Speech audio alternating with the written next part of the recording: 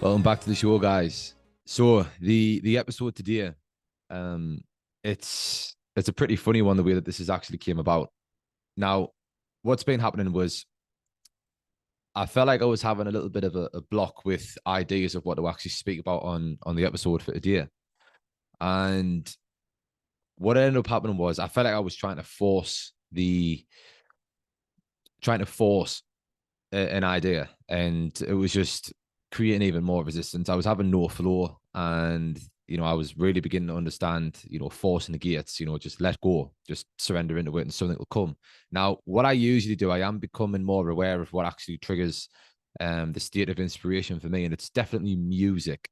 If I just put on some good music, and I've got the most diverse taste in music in the world, I really do believe that if I just put on music and I just get into it and my energy and my focus is elsewhere and I'm just in the moment and I'm present and I'm just in a really good energy, that's usually when the ideas really start to flow for me.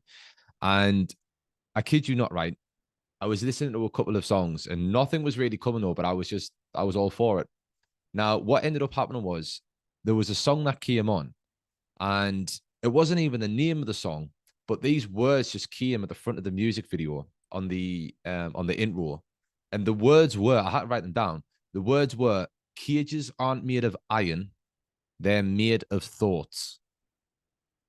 This is on a music video which had nothing to do with those lyrics, with those words, with that caption. Absolutely nothing to do at all with that video, right? Completely polarities apart. And I just thought, yep, okay, thank you. Yep, that's what I'm going to be speaking about. Thank you for that. And a lot of ideas just really came into my mind about just the truth of that. Cages aren't made of iron, they're made of thoughts, right? Now, within that, there's a saying which I will sort of come back to, and it's this, right? And it's this. There's a couple of things that I want to get into first, but it's all going to tie into this whole point as well, is that you cannot escape from a prison if you do not know that you are in one. You cannot escape from a prison if you do not know that you were in one. And a lot of us are going through life in a prison of our own making, and it's the prison of the mind. That's what I'm going to tie into this. Now, there is a story within this as well. And it really backs up the whole point of the human condition and how we will create that prison inside of our mind. The limitations are placed inside of our minds. Now, there goes the stories of the what the instructors and what the trainers of circuses would do if they had elephants as a part of the circus, which I am against, by the way, circuses. Now, what they would actually do, what the instructors would do for these elephants, because they know that they are going to grow to be these large, magnificent beasts, right? They knew that the likelihood of them being able to control them at that size and have that power and magnitude, it's going to be slim to none. So what they understood is that the best way to be in control of an elephant as it is in its prime and magnificence is to condition it to obey and to be limited in its power and potential whilst it's young. Now, what they would do then, when they would get these young elephants, they would chain their sort of like their feet or their leg, and they would anchor it into the ground. And it would be these big steel balled chains. And what the elephants would do, it was to keep the elephants sort of in a singular place in between intervals or in between training or transport, whatever it is. And what the young elephants would do is they would just pull and pull and pull and pull and pull with all of their might, all of their energy. And no matter how hard that they pulled, they couldn't seem to break the chain. They couldn't seem to lift that chain out of the ground and be able to roam free. So what happens after an extended period of time is eventually the elephants they start to deflate the desire and the motivation to be free. And they really start to form the belief that they actually cannot break the chain. And so what happens is after that certain period of times, they just stop and they don't even try and pull the chain out of the ground anymore. And in that moment, they have accepted and surrendered to the idea and the belief that they cannot break the chain and that they, in fact, cannot move from this position. And they are bound to this position so long as the shackle is around its feet. And so what happens is as the elephants start to grow older, because they've already formed the belief and had the conditioning that whenever something is around their ankle, it cannot be broken. What then happens is the instructors don't need to use the steel chains to keep the elephants grounded. What they would simply be able to do is get a little bit of rope, get a peg, and just hammer it into the ground, into some mud, you know. And because the elephant has been conditioned to associate a chain around its leg with the impossibility of movement and breaking free, it doesn't even try and pull the peg out of the ground, even though it could easily. It doesn't even try. And the reason why is because it's been conditioned to believe that it can't break it out of the ground. Even though it could, even though it isn't steel, even though it is rope and it is a wooden peg and it is going into the ground, it could easily pull it out. You could pull it out, let alone the colossal size of an elephant. But it just doesn't even try, it doesn't even attempt. And there was a guy who was interviewed on it. And, one of the reporters was like, you've got all of these magnificent beasts in this land, and why aren't they actually running around roaming free? Why are they actually staying where they are? They could easily pull the rope out of the ground. And he said it's simple because I conditioned that elephant since it was a child or since it was young to believe that whenever something is around its ankle, it can't move because it tried and tried and tried and tried and tried as it was younger. It associates that fight, that struggle with the lack of accomplishment of the result and the goal, which is breaking free. Thus, meaning that as it's grown older, it's now running with that conditioned belief and it doesn't even try. It could. I know it could. You know it could. But it doesn't. So it doesn't even try. And it baffled the reporter. It baffled the reporter. Now, if we think about that for a moment, and if we think about that, that bit of text that I was talking about on the intro, cages aren't made of iron, they're made of thoughts. That story really backs it up and confirms it. And it's something which I want to invite you to question yourself on. What is the mental model of reality that you are living in? What is the mental model that you are operating with the vision of yourself? And does that mental model and belief serve you? Does it allow you to express and tap into and release your power, your potential? Or does it limit and constrain it? Does it restrict it? And if you think about it so often, really, the biggest thing that holds so many of us back, and, it still may as well, whenever I'm growing, there's areas in my life right now where I am experiencing this and I've become aware of. But if you think about it, the real reason why we won't really do something is because we're running with the mental story that it can't be done, that we can't do it, that it's going to be painful, and that we're not good enough. And what that then does, that is us being the baby elephant or the adult elephant. And that then is forming the chain around our ankle. Now, here's the thing when it comes to beliefs, right? Because all a belief is an idea that you back with emotion and you tell yourself over and over again, right? That's all a belief is. If you think about it, 95% of the beliefs that you are operating with, you didn't even originate. 95% of the beliefs that you were operating with, you didn't even originate. You inherited them. You caught them. You learn them from your environment growing up. You learn them from your parents. You learn them from your friends and your family and society and schools. You learn them. So what's happening is as we're brought into this world, we are the baby elephant. And as we hear the stories around us. And as we observe our friends, parents, families, and as we're taking in all this information whilst we're in theater, which is hypnosis, which is in download that we were in the first 7 years of our existence, we are then observing and picking up the conditioned behaviors, thought patterns, beliefs, and emotions of the people who are around us in our environment. And a lot of those beliefs that we are learning are limiting us. They're disempowering us. They don't urge us and creating a desire to tap into our power and really express ourselves.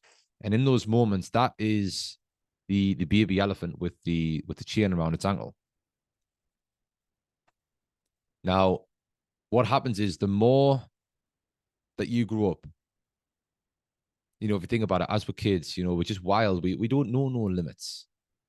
And that's why the baby elephant will always try and pull the chains from the ground because it doesn't know limits. It knows no bounds. Us as kids, we know no limits. We know no bounds. Our imagination is limitless. But what happens is we get told to fit in. We get told to dial down. We get told when we're expressing ourselves, what are they going to say? What are they going to think?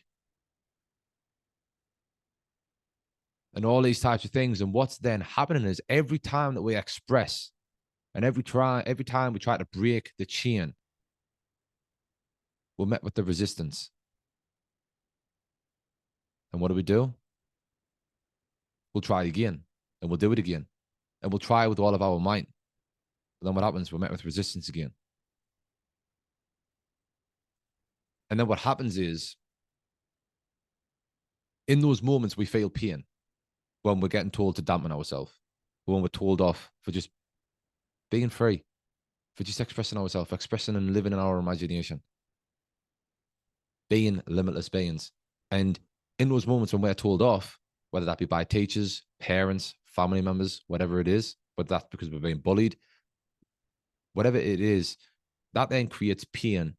And then what we will then do, we will then associate us expressing ourselves with pain. And because of the brain, because of the limbic part of the brain, it doesn't want us to feel pain. So it will then associate the behavior and the actions of expressing ourselves and being limitless with pain will then be conditioned to suppress. And then what happens is we're like the elephant as soon as it tries to stop kicking. And we'll not even try. We'll just fit in.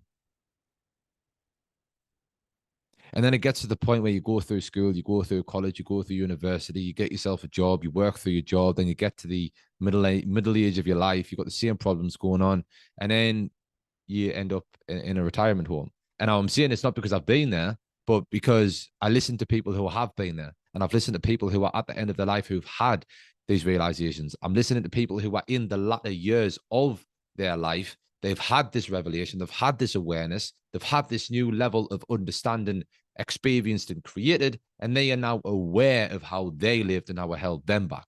That's why I know this.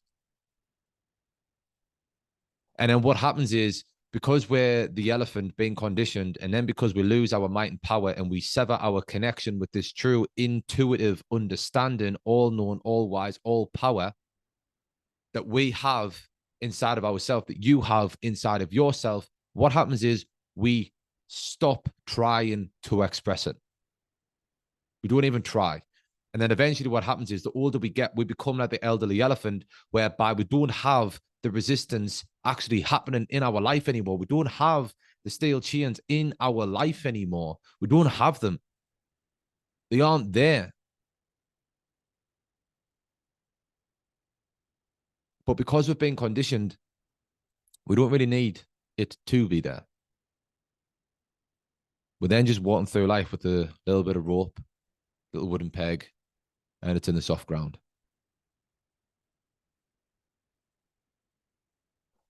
But because we've been conditioned to limit ourselves, and because we have created the prison of our own making in our mind in the form of thought, in the form of our beliefs, in the form of the mental model of reality in which we are living, in which we are seeing ourselves. We don't need the chain around the ankle.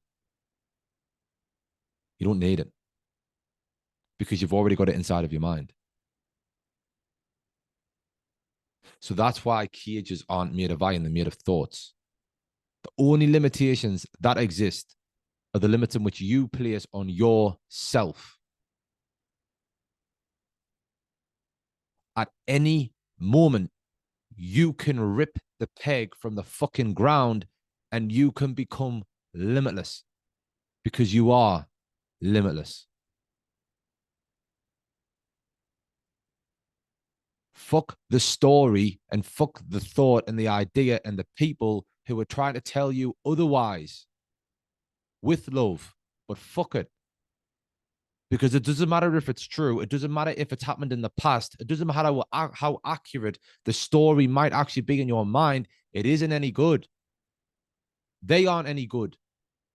The people around you who are making you think otherwise and feel otherwise aren't any good. It doesn't matter whether the blood.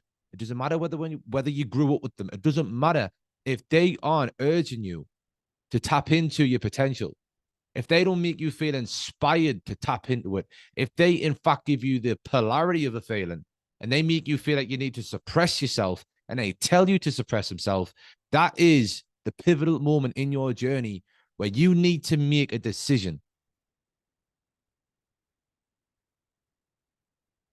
It doesn't matter if it's true. It doesn't matter if it's accurate. It doesn't matter if it's justified. If it doesn't empower you, if it doesn't uplift you, it isn't any good. They aren't any good. The moment that we start to become aware of the thoughts that we think, which eliminate and dissipate and dilute and extinguish our power, our limitless potential. The moment we become aware of those thoughts and the moment we become aware of those people, and we then start to make a trade, that is the moment we're really going to be seeing shifts, feeling shifts. Because in order for the outer world to change, the inner world must change. And the inner world starts with thought. Everything stems from thought. Everything stems from thought. So the moment that you start to become aware of the thoughts which disempower you, which don't serve you, and the people which disempower you and don't serve you, and you eliminate those people, you eliminate those thoughts, and you trade them in their place for thoughts and people which uplift and inspire you, that's the moment things will start to change in your life.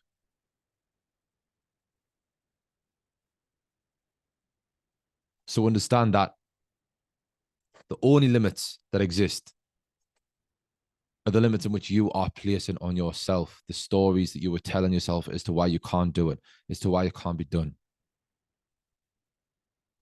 The moment you remove those limiting stories from your life is the moment things will really start to change. Because the only reason why you aren't going after it and tapping into it and expressing it is because you have been conditioned from birth to operate with that manner. Now, it might not be your fault, but it's your problem. So you've got to deal with it. It might not be your fault, but it is your problem. You might not be the reason why you are where you are. You might not be the reason why you were operating with the subconscious beliefs and patterns that you were operating with. You might not be the reason why these things are happening. It might not be your fault, and it probably isn't your fault, but it's your problem. And the moment that we accept and understand that it is our problem, and the moment that we refuse to operate with the victim mentality and say that I'm not where I want to be because of him or her or anybody, the moment we begin to understand that it is our problem is the moment we regain the power, because in that moment we have reclaimed the power, we have reclaimed the responsibility, which then gives us the power needed and necessary to fix the problem, to rewrite the script, to update the program in which you are operating with. And that's a battle. That's a journey. That's uncomfortable. But it's also the most rewarding thing that you will ever begin to experience. Because like a couple of episodes ago, when I put choose your pain, you're going to feel pain regardless. So you can either choose to feel the pain of being a victim,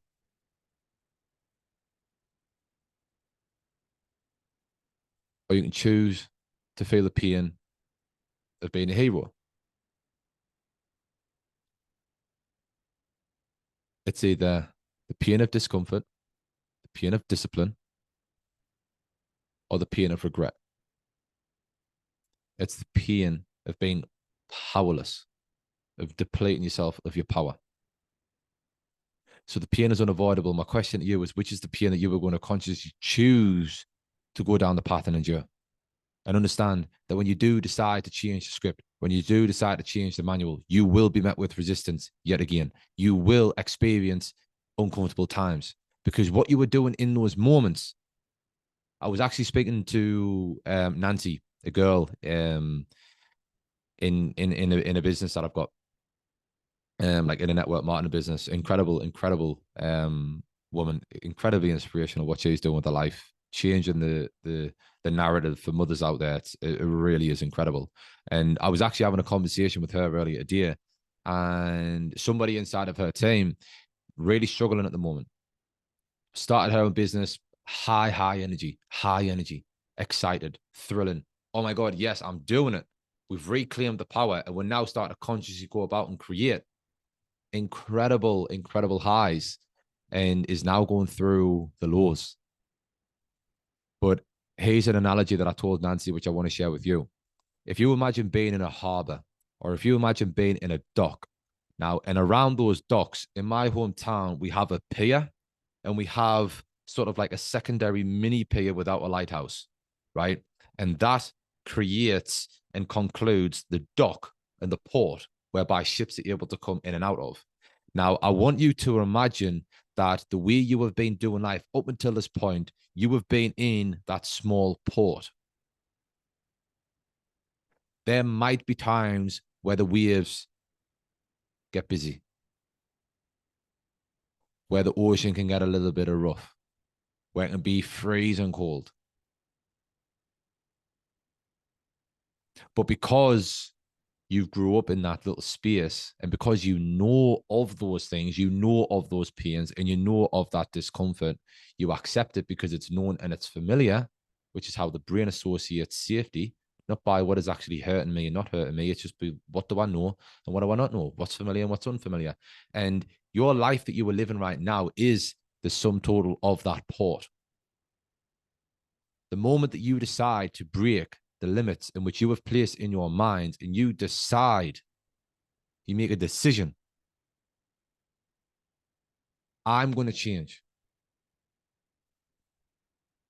That is the moment that you start to swim to the end of the port. You're still in the known. You're still in the familiar. Yes, you're reaching new grounds.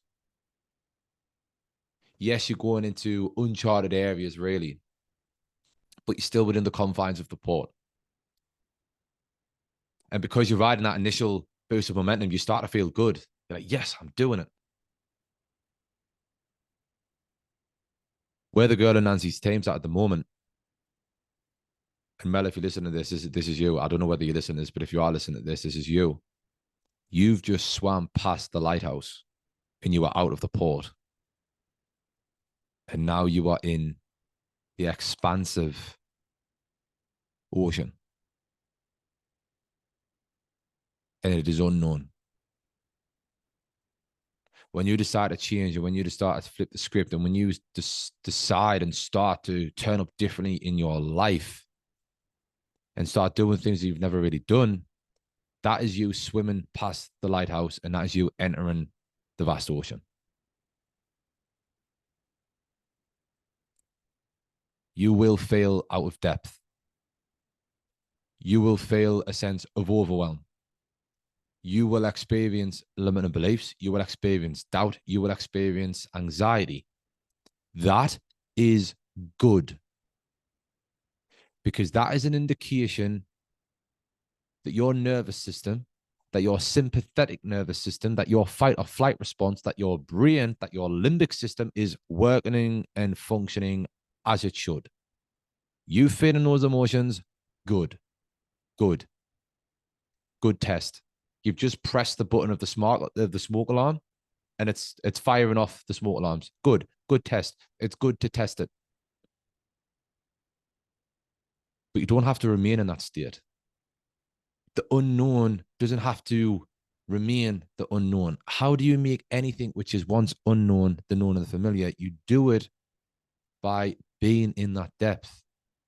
You do it by remaining in that environment, by learning the environment and the ways in which you operate in that new environment, and studying and improving and taking action in that environment, not being as good in that environment, facing the potential ridicule of people, of friends, of family, of society, of social media, of yourself, but persistent. And you keep treading the water. And you hold on. Because everything that you were going through and everything that you will go through, you need to go through, because it is designed to make you.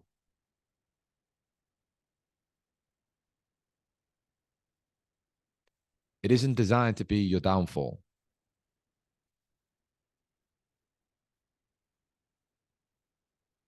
It's designed to uplift you. It's designed to introduce you to the next version of yourself. It's designed to form the calluses around your feelings, so that way you can endure more pain and not be as affected. You can grow more, you can expand more, you can push yourself into even deeper depths.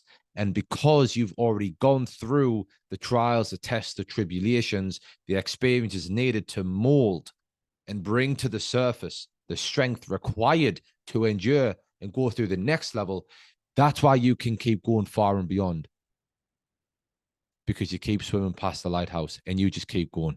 You keep learning, you keep growing, you keep taking action, you keep getting the right advice, the right mentorship. You surround yourself with the right people. You've got a vision of where you're going. You're being driven by the vision. So when you do decide to break from the prison of your own making in your mind, and you decide to flip the script, and then you decide to take action on the script, and you decide that I am actually going to do something about this. I'm not just going to sit here in idle thought and just continue to suffer where I am and complain. I'm going to do something about it. I'm going to get clarity on where I am, which is the starting point. I'm going to get clarity on where I'm going, which is the destination. And I'm going to fucking do the work, which is the requirement to get to the destination. And that is you choosing to swim out of your own port. That is you choosing to go out at sea. And that is remarkable. That is inspirational. If you want to talk about having an impact in the world, be the change that you wish to see in the world. If you have a family, be the change that you wish to see in your family. That's why I've got so much love and respect and admiration for Nancy, because she is being the change that she wishes to see in her family and the families of others around the world. And she is doing that, and she's inspiring so many more mothers out there in the world to do the same. And it's incredible. So understand that when you do decide to break the limits of your mind, some people will have an opinion of that. Some people won't like that because as you change, it means that they've got to also level up and accept that change, which means they've got to change, which a lot of people don't want. And that's why you will likely lose a few people along the way. But you'll attract the real ones. So understand that the cages aren't made of iron. Cages are not made of iron. They are made of thought. Truth be told, nothing is actually holding you back. It isn't the money. It isn't your family. It isn't the lack of experience. And this is me having a conversation with myself as well, by the way. It's none of that. It's just a story that you're telling yourself about your ability to achieve and accomplish that thing. That's what it is. And so long as that story remains, you might not even be aware of the story, but as soon as you get met with the desire to take the action, consciously or unconsciously, that story will play out. And because that story will play out, that is what we become. Because whatever's in the subconscious mind, which is the warehouse, the habit warehouse of our existence, is a subconscious mind. That's where our habits are formed, which is unconscious activity. Whatever's in there must manifest itself through the body, through the only means in which it can, which is action. So long as that mental model of reality stays the same, the outer model of reality will also remain the same. Change the story, change your life. And understand your mind is a creator. You are the observer. And your life can change in an instant the moment that you decide to change. Peace out.